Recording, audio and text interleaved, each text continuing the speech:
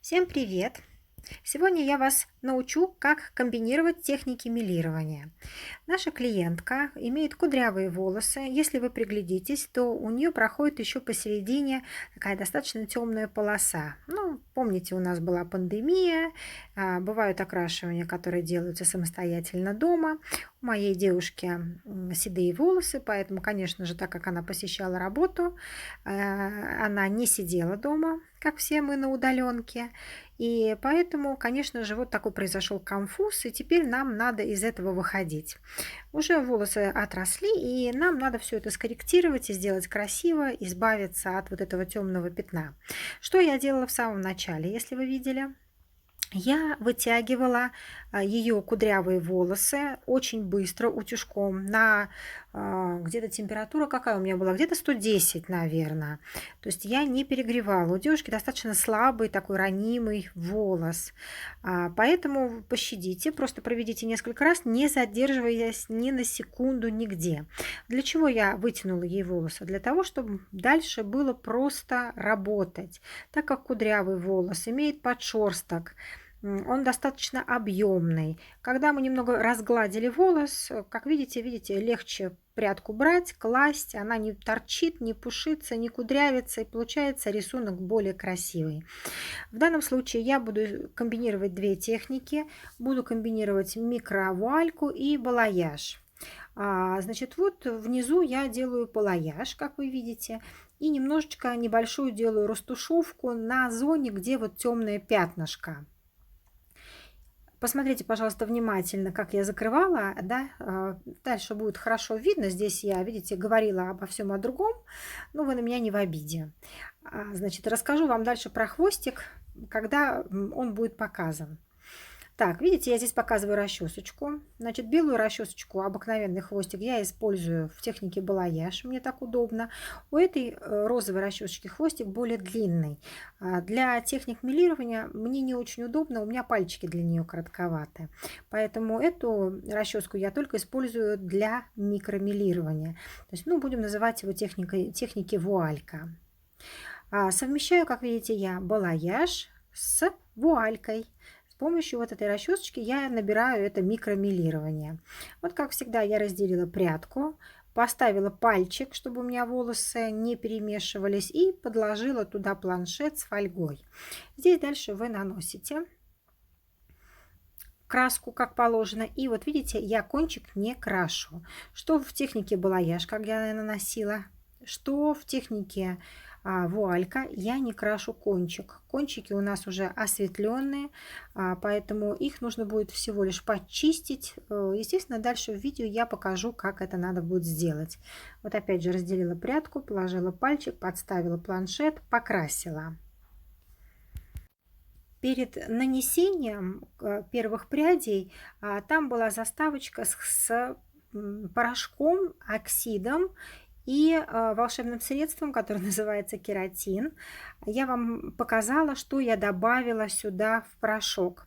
То есть я использую порошок, какой я в этот раз брала. По-моему, я уже забыла, какой я брала. По-моему, я брала эстелевский порошок, добавляла сюда лаона кератин, и с 3% окислителем я работаю, как видите. Но закончу я 9% окислителем, то есть я постепенно увеличиваю процент. Вот я, видите, растушевываю темную часть. Вы помните, что когда мы с вами делаем балаяж, у нас все-таки пряди остаются не кипельно-белые, а вот вместе растушевки у нас остается такой как бы потемней цвет и более золотистый. Почему я комбинирую две эти техники? Я вам уже говорила про вот эту полосу темную, которая она присутствует, есть. Так вот, чтобы ее получше размыть и осветлить, я поэтому использую две техники. Если мы с вами вуальку делаем, то там получается кипельно-белое чистейшее мелирование по всей длине. техника балаяж не имеет одинакового цвета по всей длине. Поэтому мы с вами комбинируем для того, чтобы у нас сохранился зрительный объем, потому что эти техники дают объем волосам и красивую игру. То есть у нас получится многоцветие в волосах, что как бы придаст нам дополнительный объем, блеск и красоту волос. Как видите, деление прядей я делаю в технике балаяж, то есть треугольниками. Делаю и для самого балаяжа треугольниками делю, и для вуальки. Пряди у меня тонкие, не толстые. Ну, если, например, допустим, для балаяжа где-то у меня будет 0,5 прядка, то для вуальки она, наверное, где-то 0,3 получится. То есть достаточно такие тоненькие прядки делите. Промазывайте хорошо, хвостик убирайте и не забывайте, что когда вы наносите свой рисунок, краску наносите, вы не наносите слишком близко к корню. То есть очень будьте аккуратны для того, чтобы не сделать кляксу, потому что краска, особенно порошок, он набухает и может у вас вытечь из фольги. Поэтому работайте очень аккуратно. В зоне ближе к корням не делайте клякс. Вот, смотрите внимательно, разделила прядку, положила туда фольгу, красивенько промазала. Видите, я начала не с самого края. Хвостик убрала, завернула. Вот если вам со стороны кажется, что я на фольгу нажимаю сильно, то, конечно же, нет. Я фольгу прикрываю очень аккуратненько. Я никогда не выдавлю краситель.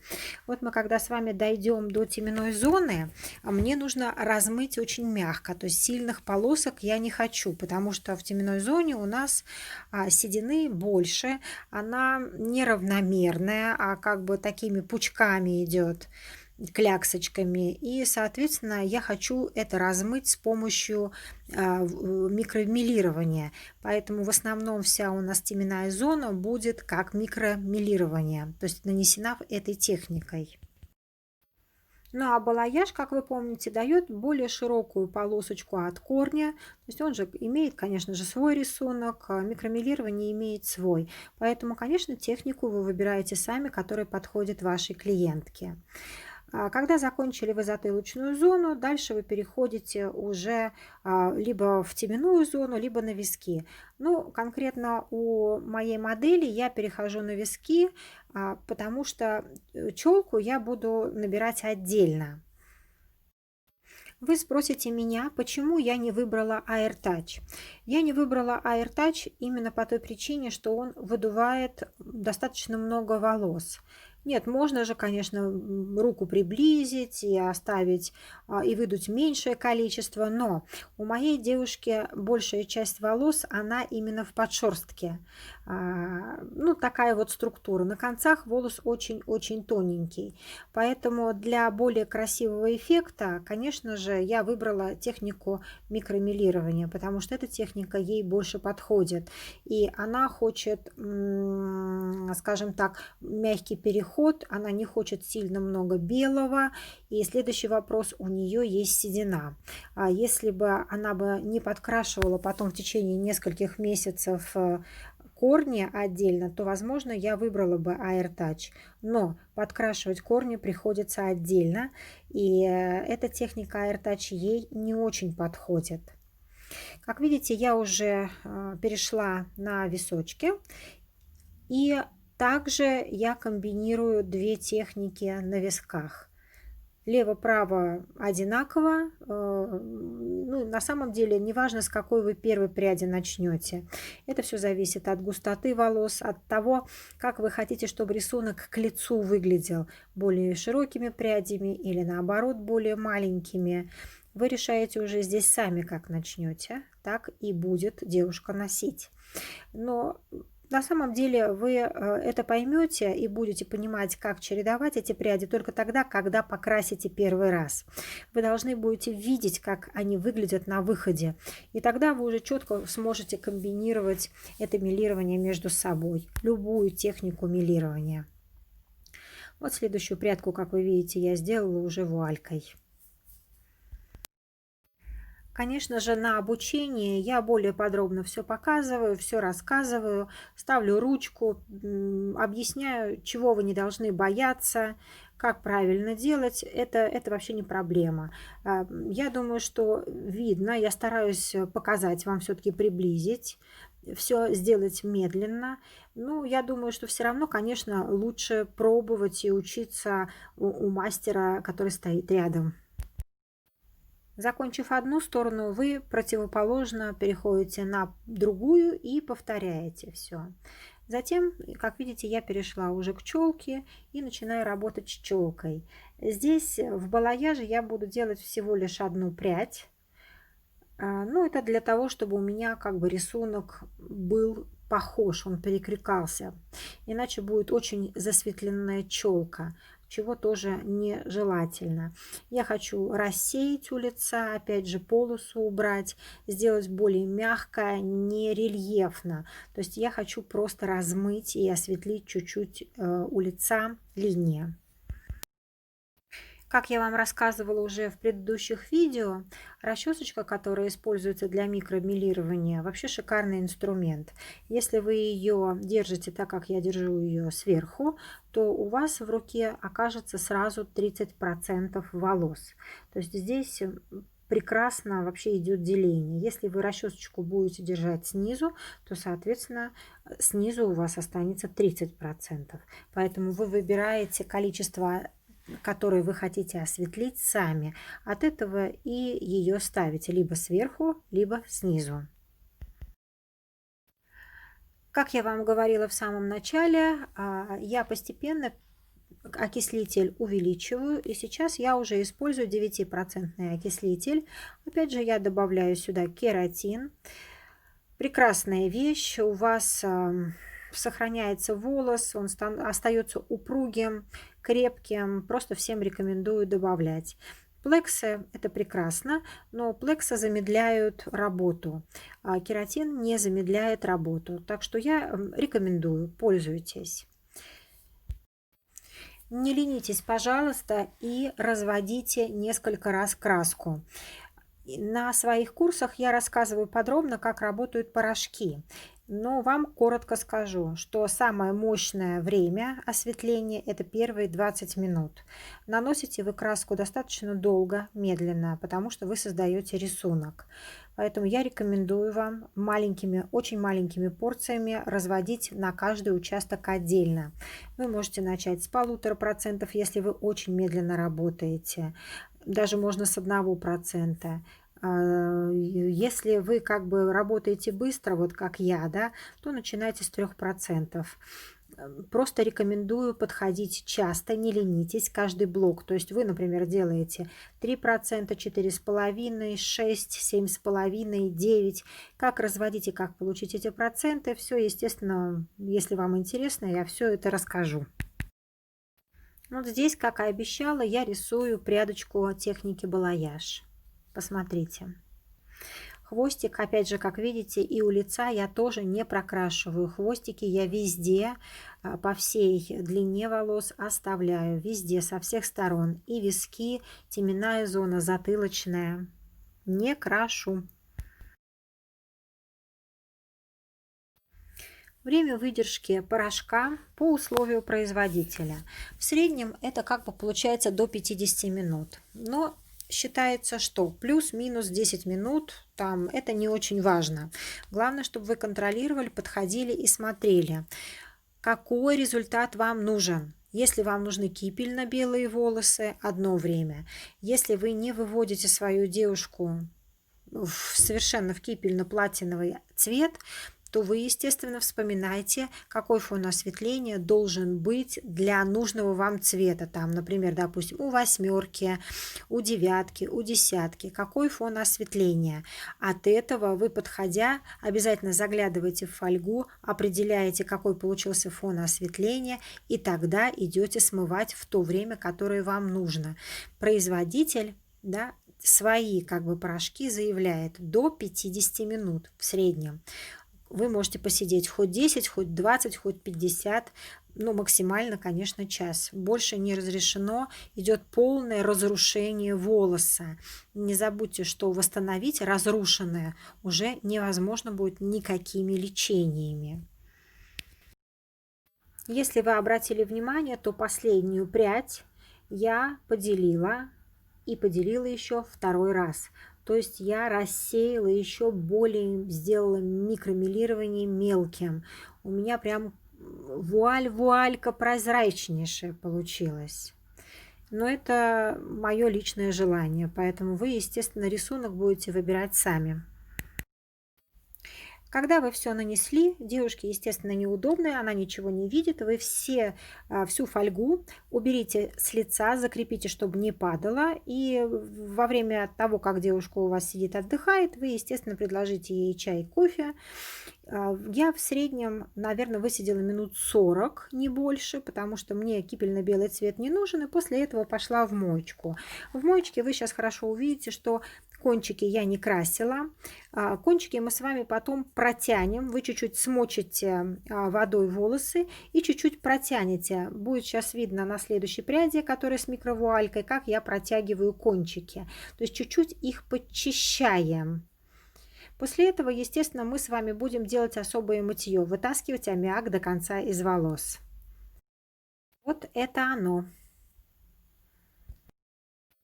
Дальше мы с вами подсушиваем волосы. Подсушиваем в основном прикорневую зону, потому что у девушки седина. И если вы хотите, чтобы седина закрасилась хорошо, то, соответственно, она должна краситься на сухие волосы. Вот так они выглядят у нас после осветления. Затем я развожу краску отдельно для корней, наношу прикорневую зону. Где-то мы с вами высиживаем минут 15, так как седина, прикорневая зона, опять же по условиям производителя, у нас должна выдерживаться 40-45 минут. У каждого производителя свое условие. Читайте, узнавайте у своих технологов. Где-то приблизительно минут 15 высиживаете, затем идете разводить краску на длину, и дальше мы с вами будем красить длину.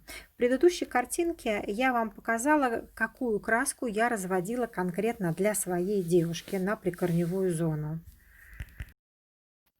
Конкретно, как закрашивать седину, какая пропорция идет, я, естественно, рассказываю на своих курсах. Вот это у нас с вами уже была краска для всей длины.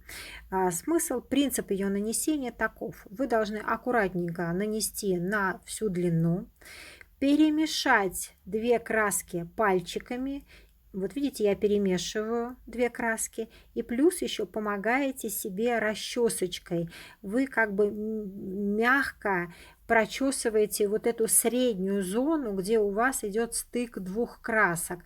Это для того, чтобы у вас краска мягенько перемешалась. Видите, вот я расчесочкой чуть-чуть орудую. И именно серединку, именно там, где я хочу, чтобы у меня получился третий цвет. То есть прикорневая зона один цвет. Серединка получается второй цвет, так как у вас идет смесь уже двух красителей.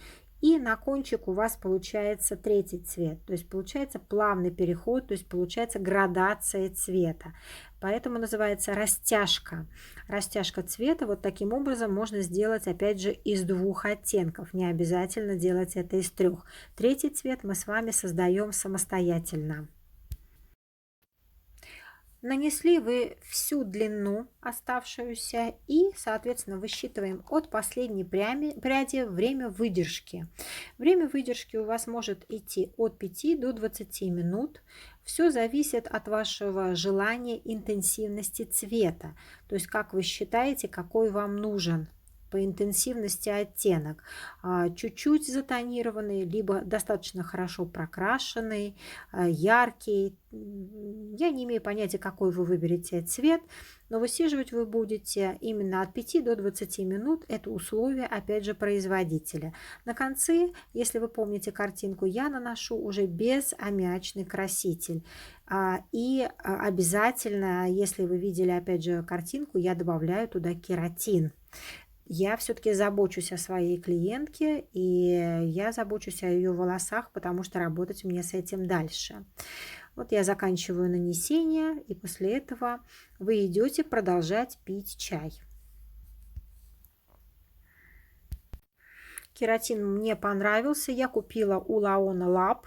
Так что рекомендую, если вас это заинтересовало, найдите в интернете, они есть, ни от кого это не секрет. Если хотите получить скидку, то напишите мне, я вам напишу, как ее получить. Затем, после времени выдержки, мы с вами моем волосы. Возможно, делаем маску, если есть желание. Возможно, наносим лечение, несмываемое лечение. Наносим термозащиту. Если вы стрижете в этот день свою девушку, соответственно, вы предварительно подстригли, и после этого мы приступаем к укладке. И термозащиту наносим, естественно, перед укладкой, а не перед стрижкой, потому что она будет немножко, скажем так, волос делать более липкий, более тяжелый. А стрижку лучше делать все-таки на чистые волосы, ничем не смазанные. Либо специально есть для стрижки спрея. Ну, тогда, конечно, вы делаете. Значит, вот я вам показываю маленькие отрывки из укладки. Укладку я вынесла отдельным роликом, поэтому посмотрите, пожалуйста, я уже его выставила. Там более подробно, более долго. Здесь у нас основное это окрашивание. Укладка, пускай останется укладкой отдельно. Я ее сделала отдельным роликом, потому что меня просто об этом все вы просите, чтобы я вам показала, как я укладываю. Ну, это одна из укладок, это самая простейшая. Просто нужно вытянуть волосы в объеме.